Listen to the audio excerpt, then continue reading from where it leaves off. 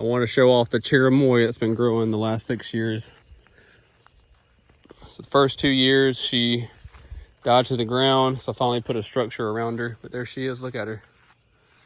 Isn't she gorgeous? Beginning of the year, a whole bunch of flowers.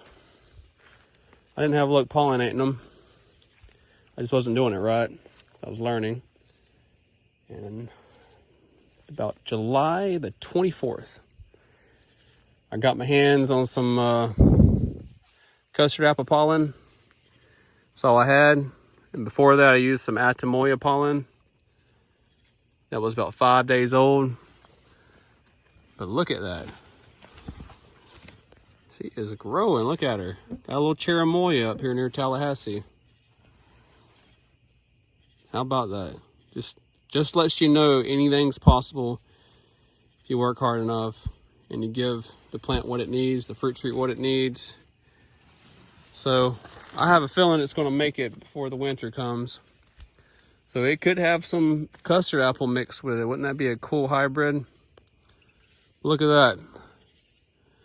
So you got a few options. You can prune them back. They do well being pruned back. You can get more side shoots.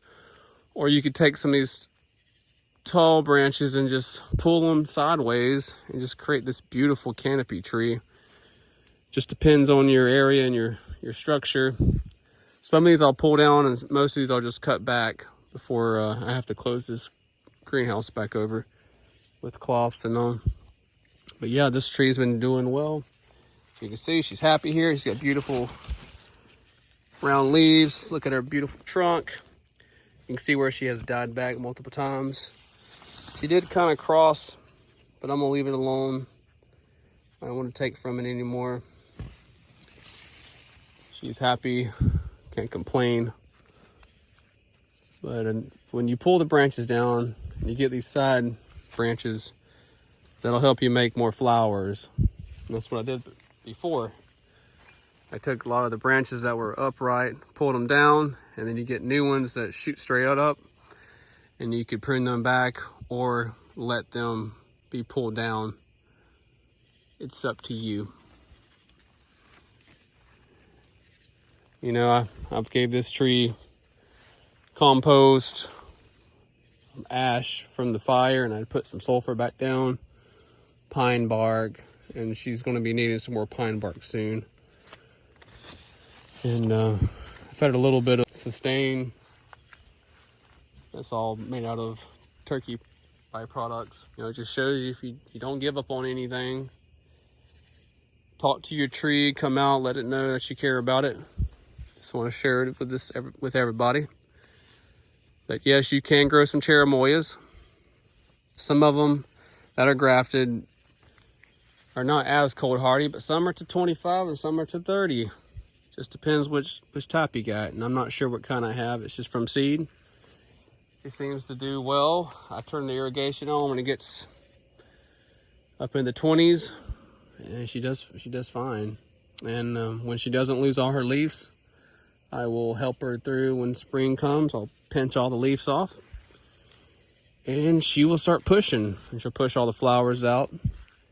Now I know how to pollinate. I'm about to get fruit sooner than so late, you know. But she decided to hold this one. This is about a month or so old. This is not beautiful. I just can't get over it. I see and understand. I mean, I understand why people get so hooked on this. There's something about the way it looks. It just looks so prehistoric. Tree's gorgeous. Yeah, overall, it's just a beautiful tree. Leaves change how they look, the size of them. Isn't that cool? I'm trying to think what else I could tell you about my experience with them. Other than that, just keep them healthy.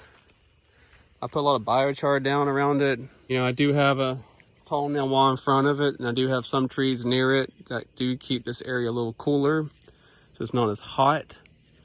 Does get hot here. There's certain plants that are surrounding it that's kind of shading the ground to keep it cooler. So I believe that's why it's doing so well here.